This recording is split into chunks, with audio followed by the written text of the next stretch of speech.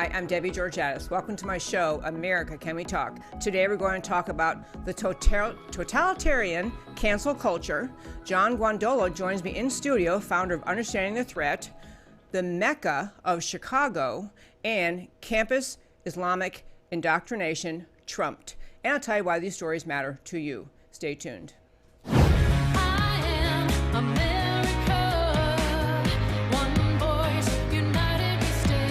Debbie Georgatos, host of America Can We Talk, is an author, attorney, and political analyst whose mission is to inspire the American political conversation about preserving liberty in the best country on earth. Hello again, and welcome to America Can We Talk? I'm Debbie Georgatos. On today's First Five, I want to tell you the shortest story about the power of leftists in this country. I was thinking of a great name from like the Enforcers of Silence or the Silencers. These are organizations that simply work, they strive diligently to shut down the American political conversation, especially anyone trying to talk about issues that the left does not want the American public to understand. The latest example is actually rather amazing because it involves Mar-a-Lago, the beautiful property, I haven't been there, but I'd like to someday, beautiful property owned by President Trump, not run by him right now. In Mar-a-Lago, there was a conference scheduled in November of this year. It was to involve Brigitte Gabriel, and she's the founder of Act for America, and also was to feature Michelle Malkin, who has a new book coming out, it is out, talking about the border, the Open Borders Inc. is the title of the book. By the way, she'll be on the show tomorrow, Michelle Malkin.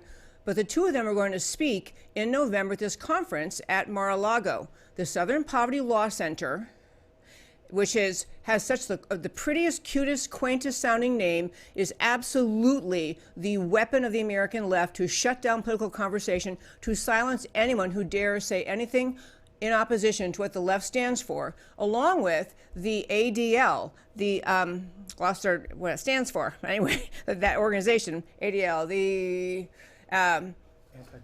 Anti-Defamation League. Thank you very much, my friend sitting here. I couldn't think of the name. Anyway, the point is, those two groups actually arm-twisted the Southern Poverty Law Center to cancel a major event. This wasn't like a little meeting in a conference room that they could just move across town to some other conference room. It was actually a major event. It was a fundraiser of the year for ACT. They charged a high amount of money to show up, to have tickets to come to this conference. The entire point of the conference was for ACT and Brigitte Gabriel to talk about where we are in America in terms of standing up against Islamization in America, exposing the threat of Islamization in America, and to have Michelle Malkin talk not just about the danger of our open borders, but who's funding that effort, who is behind the scenes trying to pressure and succeeding in pressuring Congress, many elected officials, to refuse to secure the border. So huge topics the American left does not want to have the American people understand.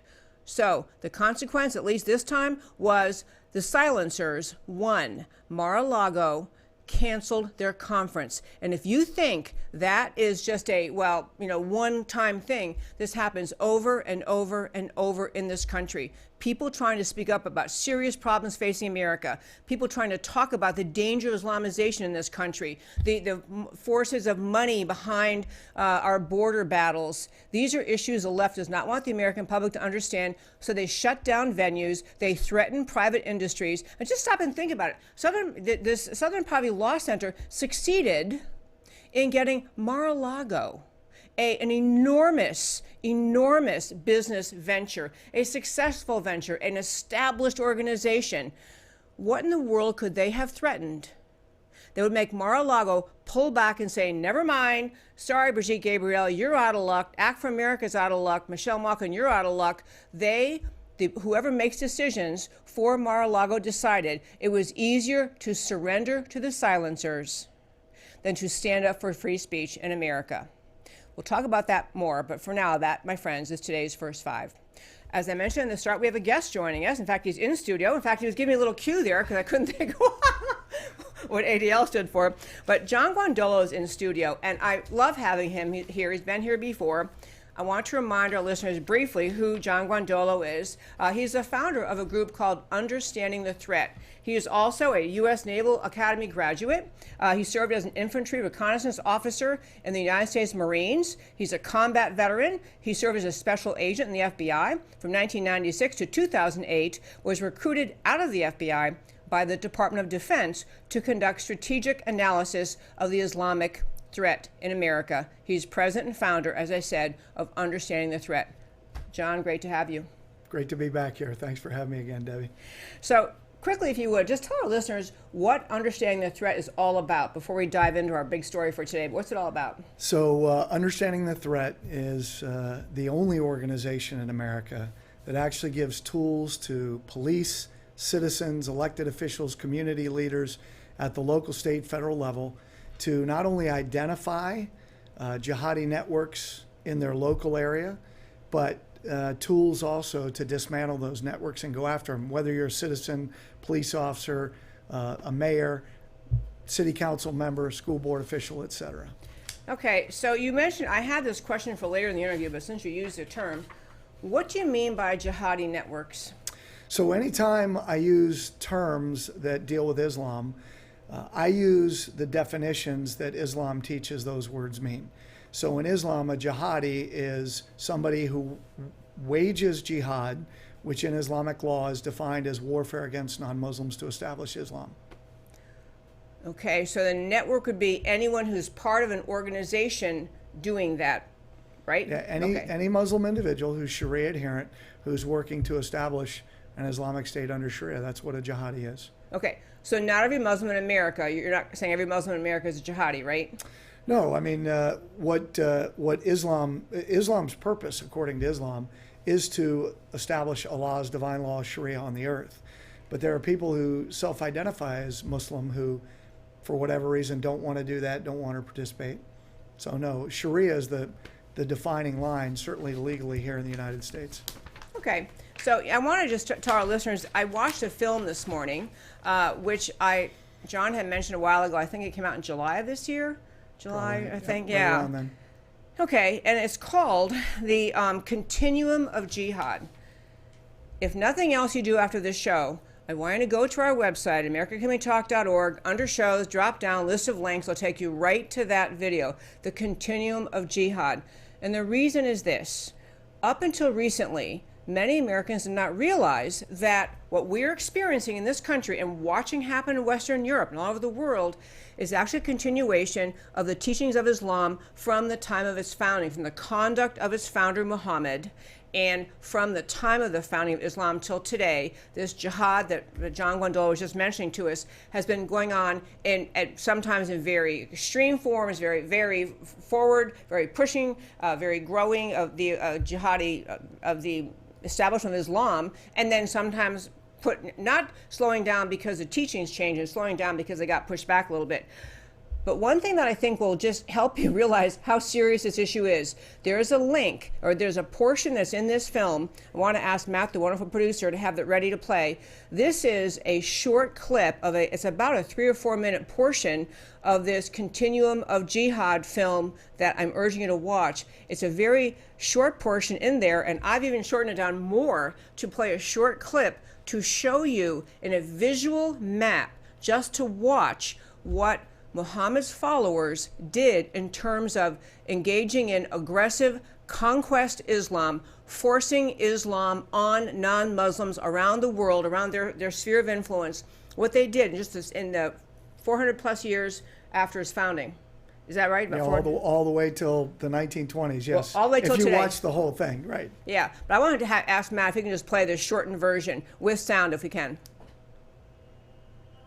So there's the world founded by Islam, and here they go.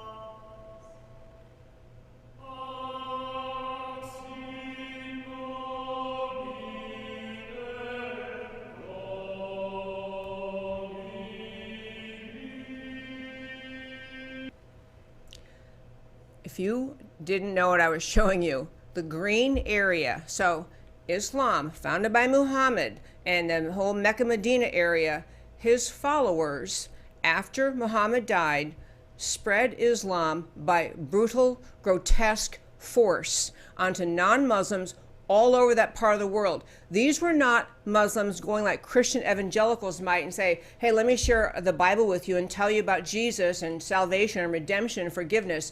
These are people forcing conversion to Islam under threat of death. That was what the history of Islam was. So now getting back to you, I want to ask you one other kind of basic question before I get into what I really want to talk about your trial. But so the idea of jihad you're just talking about is engaging in war to essentially force Islam on others. You have a fancier way to say it, but it's to force Islam on others.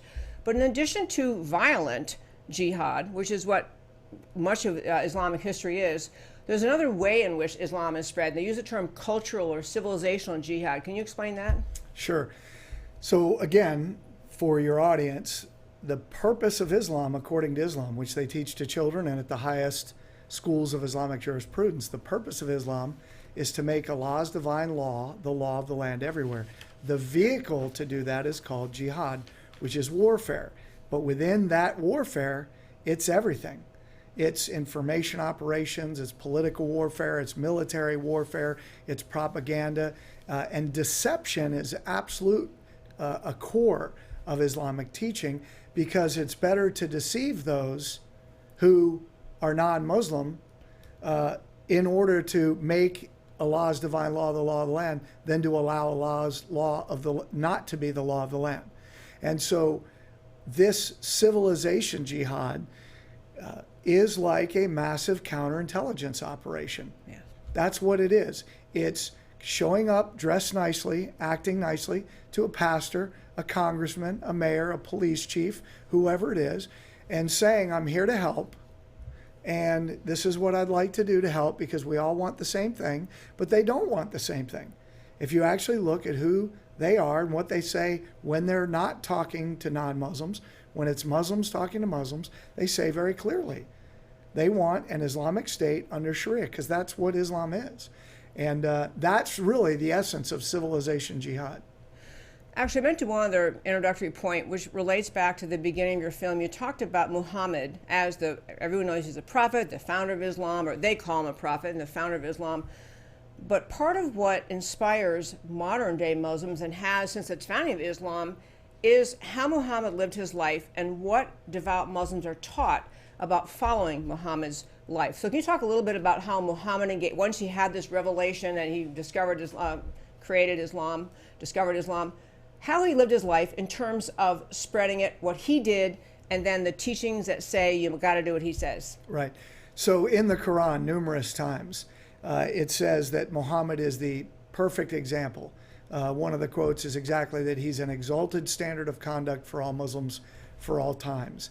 And so since his death in 632 AD, you've seen Muslims simply continue that example. And I think for people, people ask, should I read the Quran? Should I read the Hadith? Should I read the Tafsir and all this stuff? And I just say no. If you just read the biography of Muhammad and you understand that the Quran, which in Islam means God said, Muhammad's the perfect example. And you see that in the authoritative biography, the life of the Prophet Muhammad. By whom?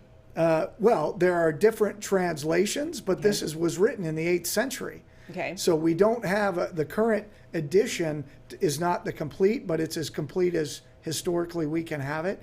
And in the Islamic world, it's the life of the Prophet Muhammad is the singular translation, or the singular authoritative biography of Muhammad. It's not the only one, but it's the most authoritative.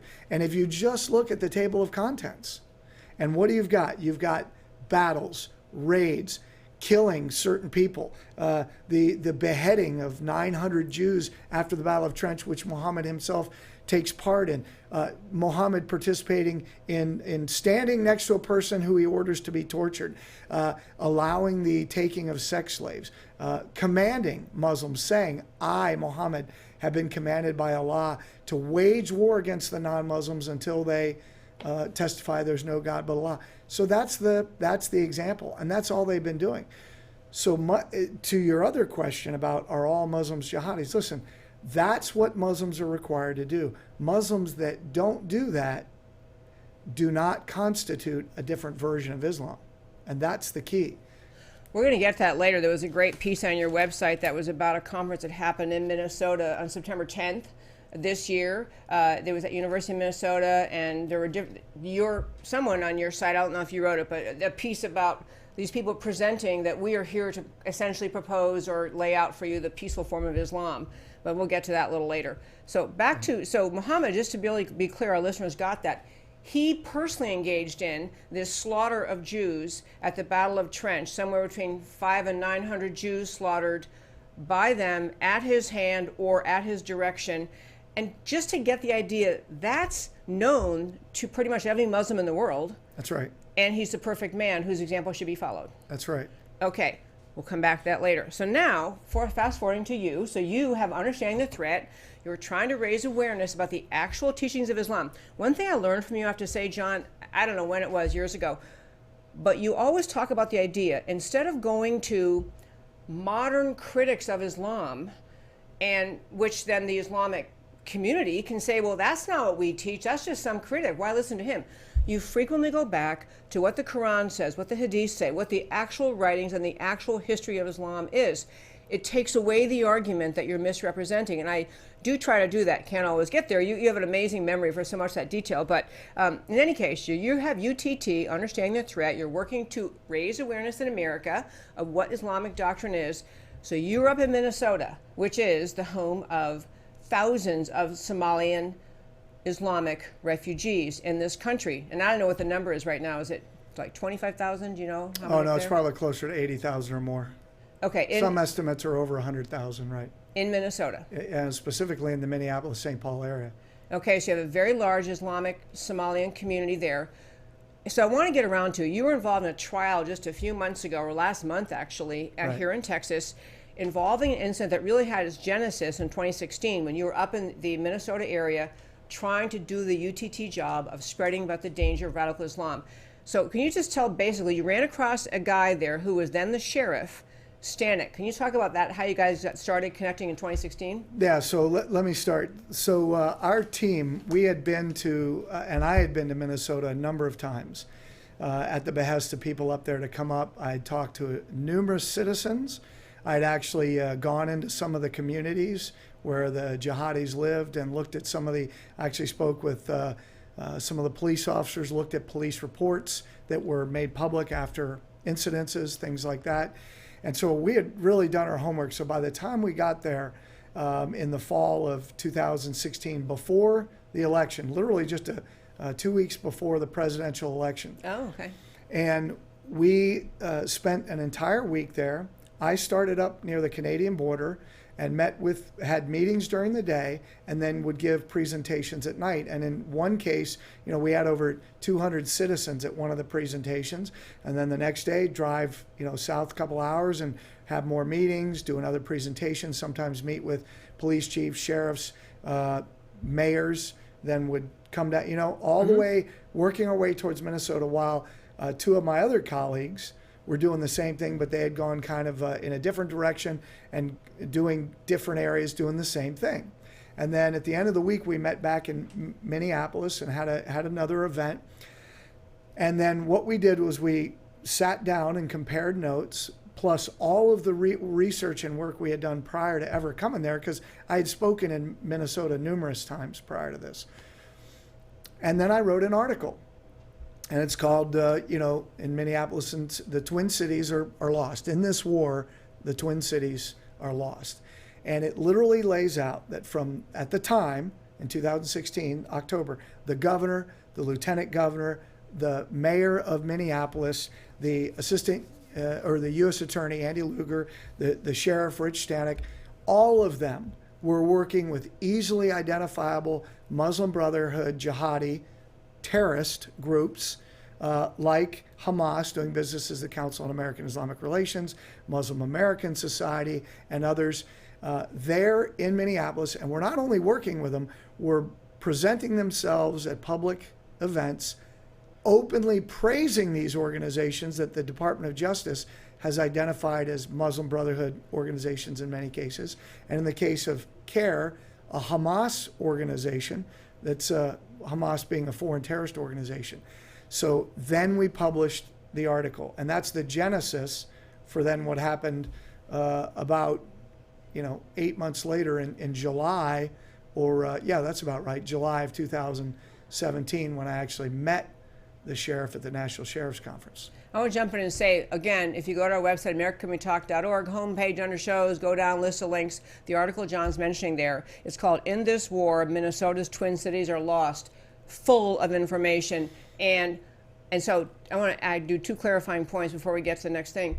So you mentioned the Muslim Brotherhood. Many people in America, many Muslims in America claim it's just an organization to build brotherly love or something. So quickly, the genesis of Muslim Brotherhood, like, are they really, is it fair to tie them to terrorism? Or is it fair to tie them to wrongdoing?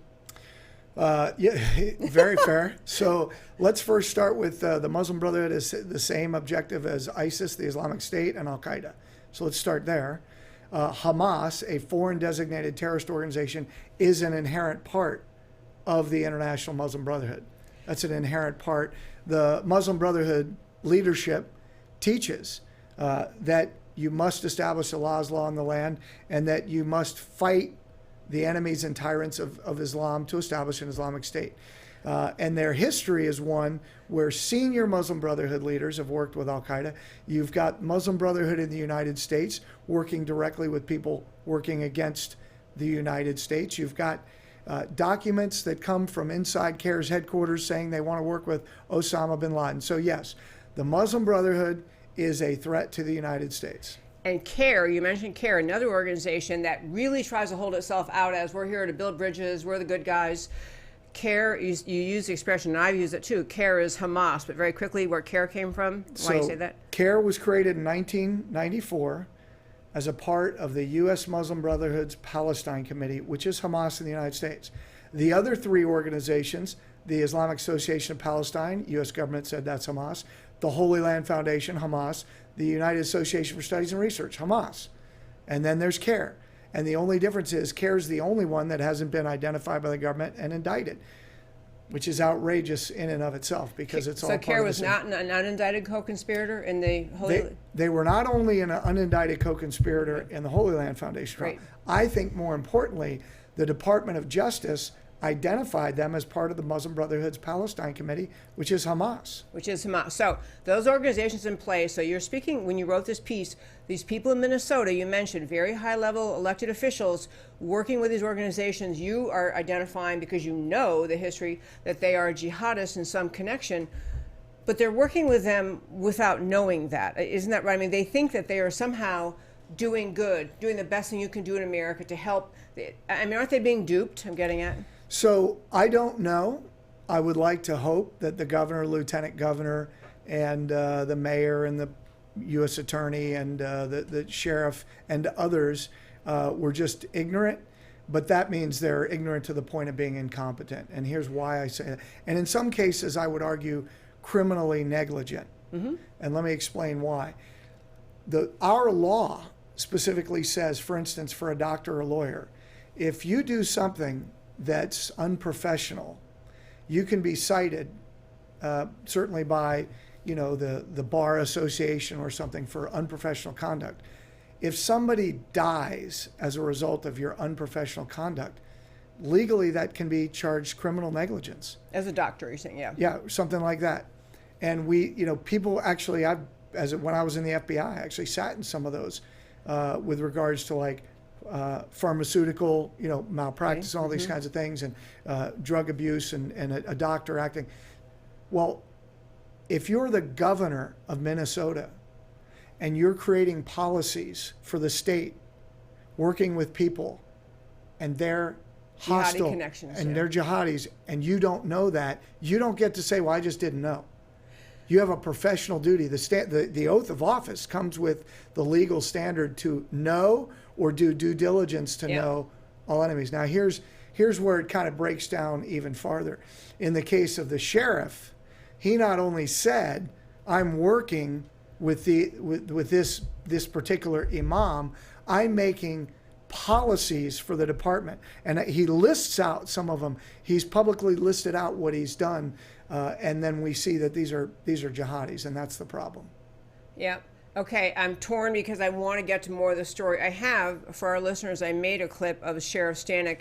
He actually testified in a hearing in Washington where many people began using the expression, instead of talking about Islamic aggression or Islamization, they used CVE, which is countering violent extremism. It was trying to pull away or disassociate the violence connected with Islam from the teachings of Islam. So CVE, he gave a testimony, but I think I want to skip it but basically he said in his testimony, yeah, I'm the sheriff here in Hennepin County. I'm trying very hard to build a bridge with all these Islamic groups. So he made buddies with Imam Roble. Is that his name? Roble? That's his name. Yeah, Imam Roble. And he's been telling me, now Imam Roble is telling me, the sheriff, what to do. And so I make policies, plans. I work with the Islamic community, the Somali Islamic community in Minneapolis, following the instructions of this Imam Roble. And so that's what he essentially did.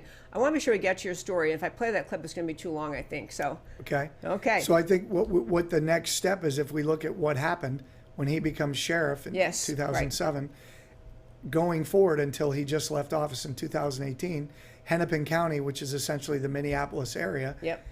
we see no suicide bombers before he's sheriff coming from Minneapolis. Minneapolis, Hennepin County, becomes the home of the first American suicide bomber who goes overseas to become a suicide bomber. And over the next 10 years while he's sheriff, from his county, almost 24 jihadis and suicide bombers leave Hennepin County to go fight. I would say that is a catastrophic failure on his part. Yes. And for him to actually say, and he did it in open court, that his program was, magnificent and worked, is disconnected from reality, but it also demonstrates that this is what you get when you work with jihadis. You get a sheriff who's so attached to his jihadi master that he's actually willing to publicly say, in the face of all evidence contrary to what he's saying, that we have a great successful program. Disregard the 24 jihadis that came from my county since I've been sheriff.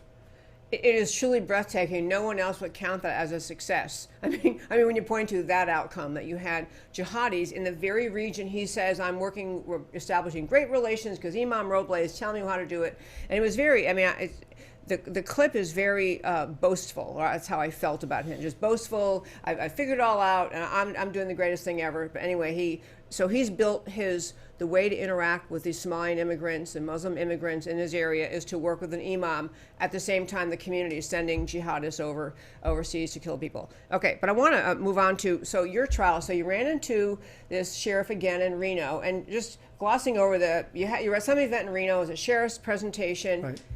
And this sheriff, whom you had written about in this article, again, called "In This War, Minnesota's Twin Cities Are Lost," you wrote about him, his record of failure. You run into him in Reno, and in a summary way, what happened? So I had never met him before. We walk in to do the National Sheriff's Conference in Reno, July 2017. We walk into the room, or end of June, we walk into the room, and he had just finished a presentation.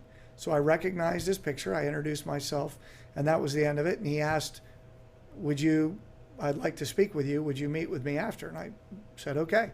Seemed friendly. That was the end of it. He did not seem friendly, but it was just kind of blank. Okay. And so after we're done presenting, his guy's waiting for us, says, hey, you still willing to meet the sheriff? We said yes. We walk over there. And as soon as we sit down, I actually asked if we could begin in prayer, and he said no. And he turned his iPad around and said, I want to talk about this. And he had the article pulled up, and he was already pretty angry. And he basically said, he said, this stuff's all false. You're saying things that aren't true. And I said, what's not true? And if you can show me what's not true, can you show me? And he was very upset with a couple things. First, I thought was very odd. He said the picture of him and President Obama had been photoshopped, which is weird because I got it off the Minneapolis Star Tribune website. And it was Yeah. also on the White House website. But anyway, that notwithstanding, I said, what's untrue? And he's like, well, you say, the threat exponentially grew when I was, whatever. And He had no facts to counter. He had no Right. facts he was saying. he just was angry. And when I made it clear that we were not going to, I was not going to retract the article as it stood unless he could show me there were some facts missing that were incorrect or something that was not factual. And at that point, he began attacking me personally.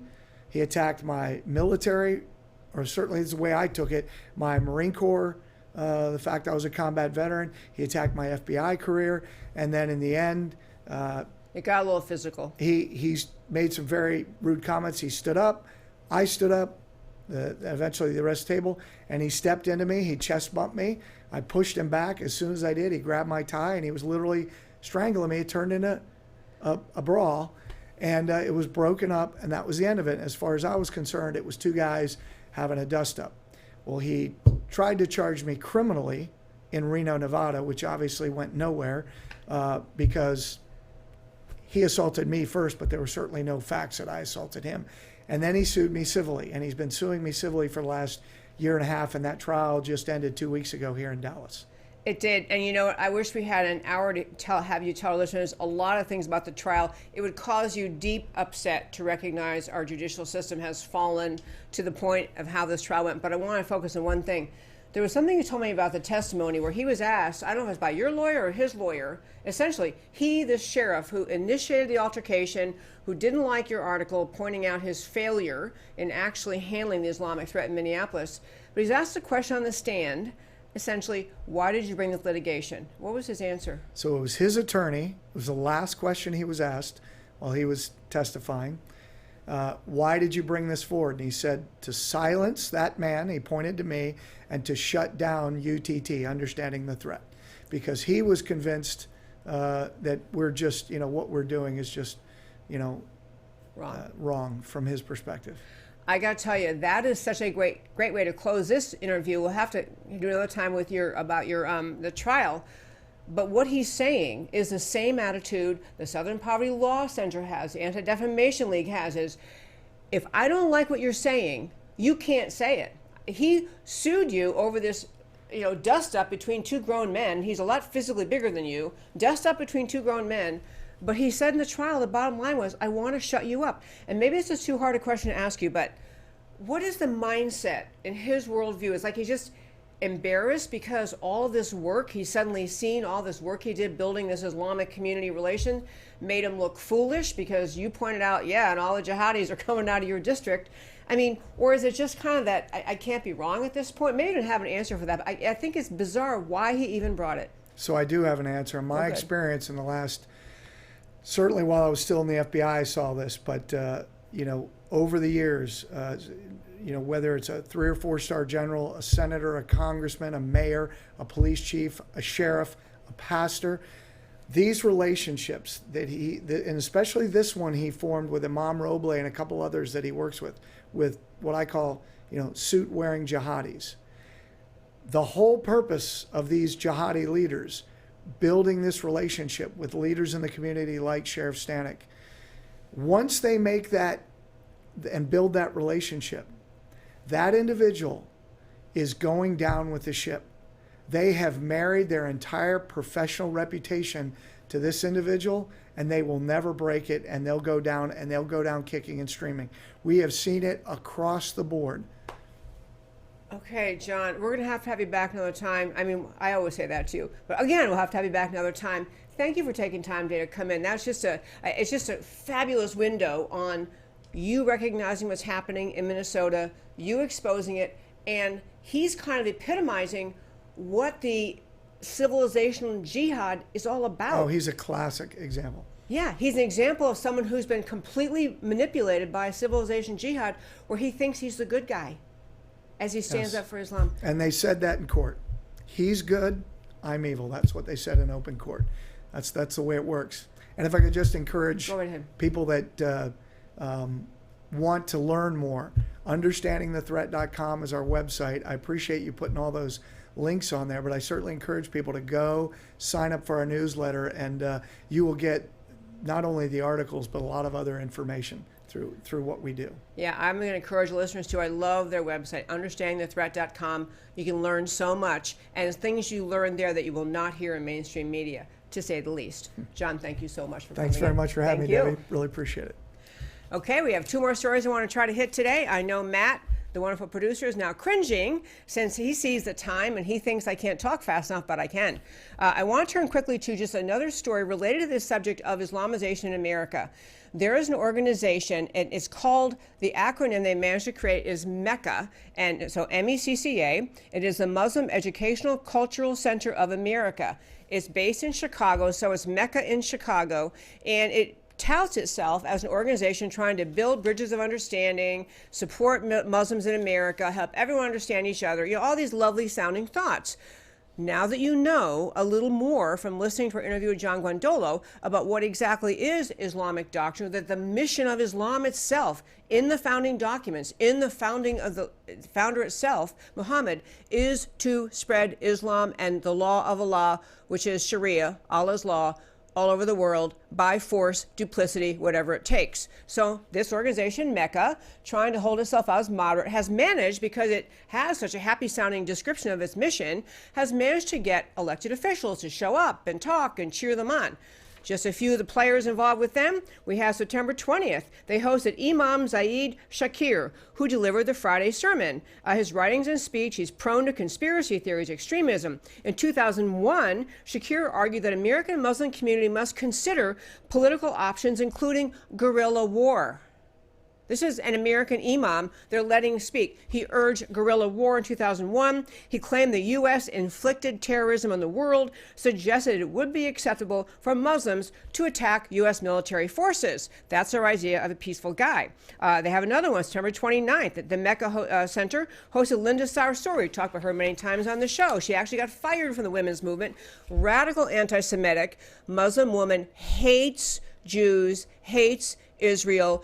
Her positions and words are so extreme, even the women's movement couldn't stand her. They kicked her out. She has also a long-standing relationship with Islamic leader, the Islam leader Louis Farrakhan.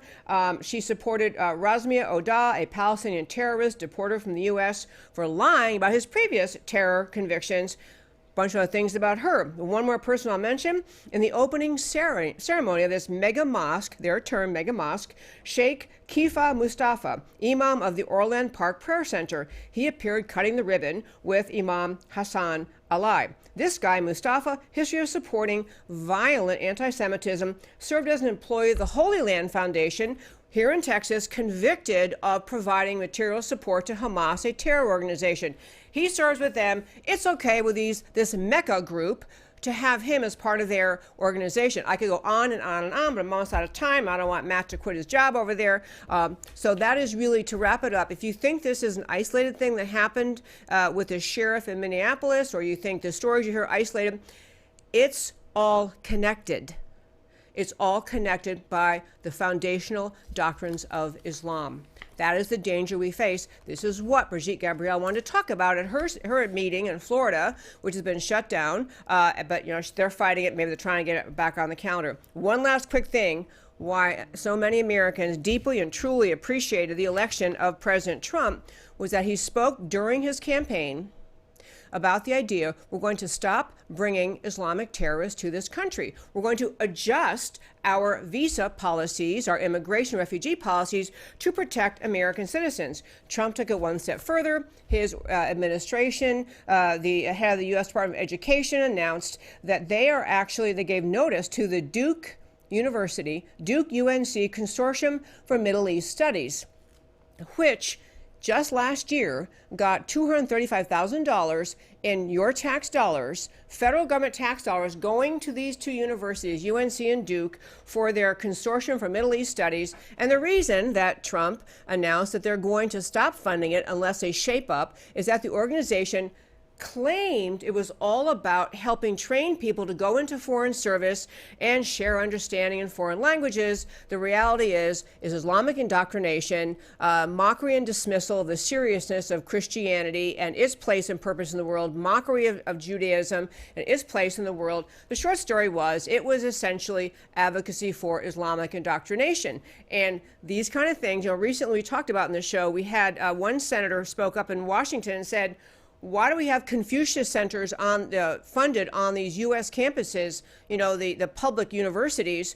And the Confucius centers are supposed to be about sharing Chinese language and cultural exchange, and they're really just about pushing communism. Same things happen with respect to Islam. Islamic centers in major universities around this country, including public universities, spreading Islamic indoctrination, engaged in what we were just talking about, civilizational jihad, under the banner of increasing understanding, sharing information. Same thing happened too. There was a recent announcement about, in fact, the expression used in the big announcement was that in the K through 12 schools in our country, the term was whitewashing Islamism. There's teaching in the American public schools, K through 12 schools, about Islam that has much more to do with not mentioning anything about Islam's 1400 plus year history of brutal conquest, murder of millions of people so that they could engage in the forced spread of Islam, the jihad that the Quran requires. That's not mentioned. In fact, if anything is mentioned in these programs, it was more about criticizing Christian and American conduct. Islam held up to the standard of they can't be criticized, and Christianity quite regularly bashed. And people are finally saying, hey, wait a minute, we got to reinsert truth around here. This is just a little bit crazy. So I'll tell you, if you go back to the beginning of the show today and our little conversation about what happened at Mar-a-Lago in Florida and how you have two actual serious conservative leaders banned from their program they plan to give relating to ACT, which is the organization to awaken people to speak up and act up to stand up against Islamization in America, and Michelle Malkin, that's Brigitte Gabriel, Michelle Malkin, they're talk about who's the big money behind the border problem. And is the American left, the silencers, the enforcers of silence that are saying they shouldn't be allowed to speak. If you think that is just one little incident of literally thousands and thousands and thousands that happen all across this country all day long, and if you don't start speaking up, you will lose your right to speak. And now we'll turn, in the remaining 1 minute, Matt the Wonderful is going to help me out here with why these stories matter to you. And this is for today, why these stories matter to you. The Totalitarian Cancel Culture, a national security conference to address the Islamic threat and border security, featuring American patriots Brigitte Gabriel and Michelle Malkin, canceled due to hater tags applied by intolerant Southern Poverty Law Center and the misguided ADL, and this at Mar-a-Lago. This is totalitarianism in America, the silencing of all who will not bow to leftism. The intentions of those at the top of the leftist cabal are that the left will control what Americans hear and think. Private companies default to surrender to the left as the path of least resistance. That's what Mar-a-Lago did. Patriots must make surrender to the left the worst possible choice. Speak up. American free speech, which protects America's freedom, is being trampled. On John Guandolo, love having him on the show, UTT founder. Check out his website, understandingthethreat.com. Learn what they're actually teaching. Don't Google what is that group, because the haters will tell you something wrong. Go to their website and read it. Watch the video, Continuum of Jihad, on YouTube. Eye-opening. Learn the history of aggression in the name of Islam. This issue is not about individual Muslims. It's about Islamic doctrine that you can read and understand yourself. This is being taught and promulgated in more than 3,000 mosques all over America and in Islamic centers and schools. Islamic doctrine and the American Bill of Rights cannot be reconciled. On the MECCA of Chicago, again, the issue is not about individual Muslims. It's about Islamic doctrine. The Muslim Educational Culture Center of America, MECCA, in the heartland, middle of America, Chicago, hosts terror-related Islamic extremists and anti-Semitic speakers. Again, Islamic doctrine cannot be reconciled with the American Bill of Rights. This fundamental conflict cannot be wished or shouted or scoffed or moderated away. And finally, campus-based Islamic indoctrination must stop. Fair-minded, equal time, comparative religion studies are one thing. Islamic indoctrination is quite another. The Trump administration has ordered Duke and UNC to stop Islamic indoctrination. But will they? K-12 course curricula in some parts of the country. Is it information or is it indoctrination? Judaism and Christianity are not afforded educational favoritism in the U.S. Why should the treatment of Islam be different? Preserving America's Judeo-Christian heritage and character requires speaking up for it. And that, my friends, is America Can We Talk for today. Please email me if you'd like to ask questions or suggest topics, americacanwetalk@gmail.com. Tune in every day. Comment if you would, please. I love to hear your comments on Facebook. Like the Facebook page. Subscribe on YouTube. Follow me on Twitter. And thank you for listening to America Can We Talk, where I always talk truth about America because America matters. Talk to you next time. Like a crashing